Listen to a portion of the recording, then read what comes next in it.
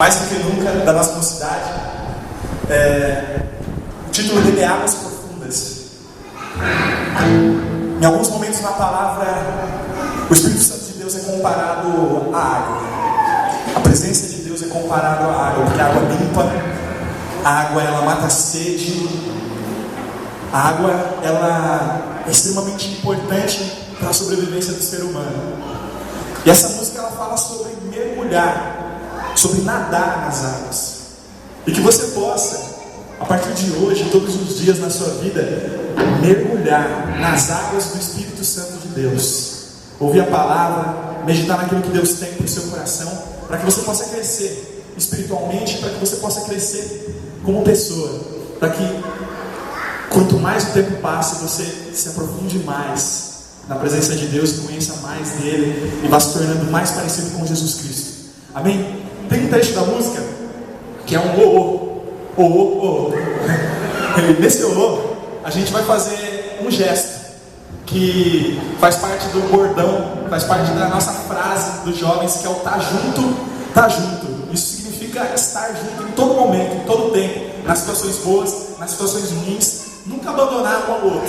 É mais ou menos esse o resumo do que significa estar junto, é ter comunhão. Então, eu vou pedir que vocês, junto com as meninas e com os meninos da coreografia, façam o tá junto, que é um T, e tá junto, que é um outro T, só que inverte os braços. Beleza? Vamos treinar então?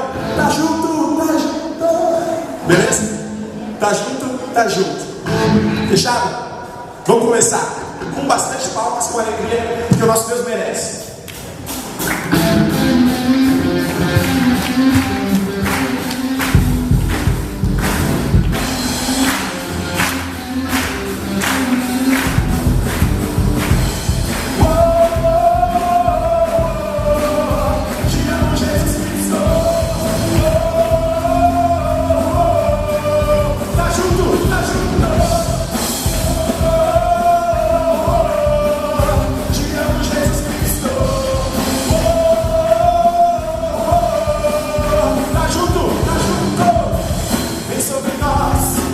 Uma chuva,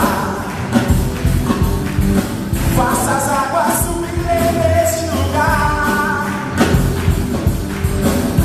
Libera teu rio sem medidas. Vem tuas águas agitar. Vem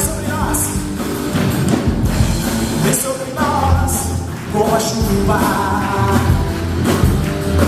Faça as